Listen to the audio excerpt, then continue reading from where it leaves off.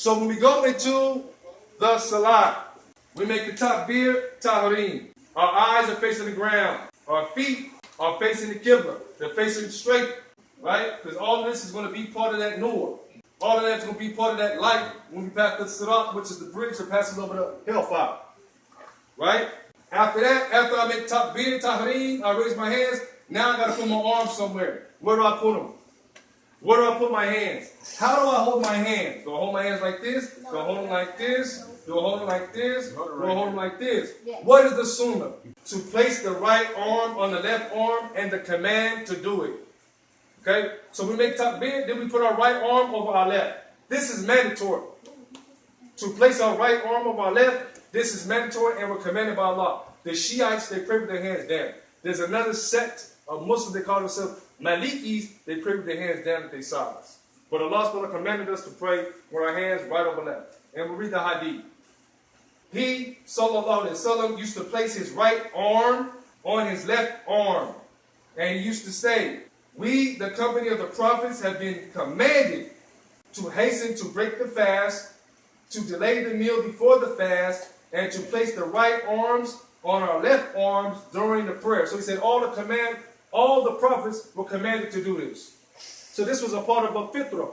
We prophets have been commanded. Okay? And this is narrated in Sahih. Also, he passed by a man, the Prophet Muhammad sallallahu alaihi wasallam, he passed by a man who was praying and he had his left arm on his right arm. So he had it backwards. So instead of right over left, he had left over right. So he, Rasulullah sallallahu alaihi wasallam, pulled them apart and placed the right on the left. So when he saw somebody praying, the guy had the left over the right. While the guy was in the middle of the salat, the Prophet Amr bil Ma'ruf, enjoined the right, forbidden wrong, and he changed it with his hands and he switched it for him. So again, this is in the Sahih of Abu Dawood and the Muslim of Imam Ahmed. So after I put my right over my left, where do I put my hands? Do I put them on my chest? Do I put them on my stomach? But sisters, understand, this is incorrect. This is incorrect. Okay? This right here, holding the hand, this is incorrect. Okay? The proper way is right over the left. And as we're going into the next hadith, and so as the next hadith says, right over left, and they will put their arms on the chest, as high as can on the chest.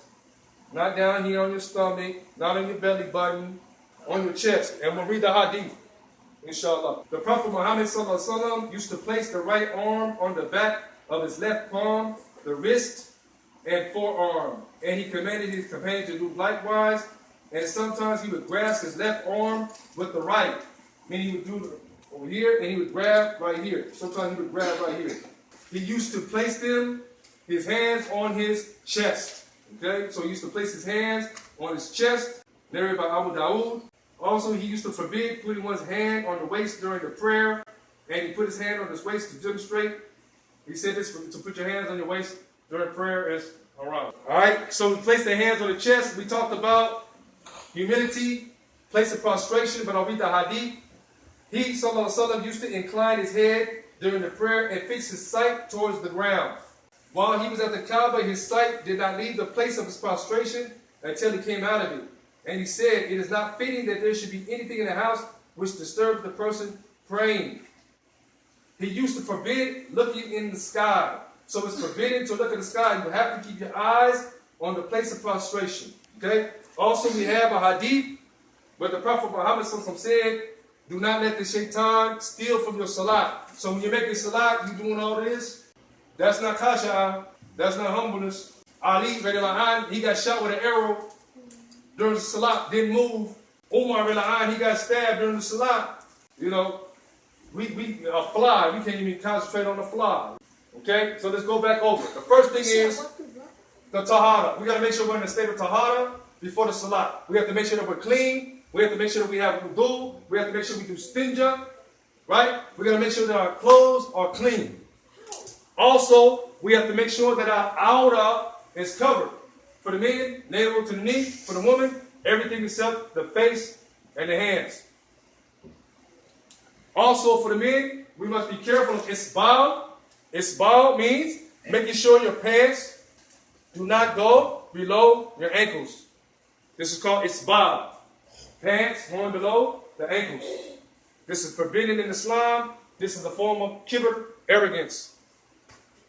Also, when we make the salah, it is mandatory that we face the Qibla. We face Mecca, Saudi Arabia.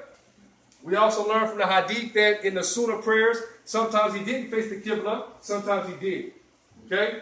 But we must face the Qibla during the fard, mandatory prayers. Okay? The thing that takes us into the salah is the takbir. This is called takbir tahrim. Takbir tahrim means you go into a state of sanctity. Everything outside the salah is haram. Right? You are now entering in a communication, conversation with Allah. Takbir tahrim. When you make this takbir tahrim, you must make sure that your feet are facing the Qibla. You must also make sure that your eyes are facing the place of prostration in humility. Allah subhanahu said in the Quran that those who have belief are those who are khasha'a in the salah. Meaning they are humble in the salah, meaning Allahu Akbar. Humbleness means, man, all I think about is my prayer.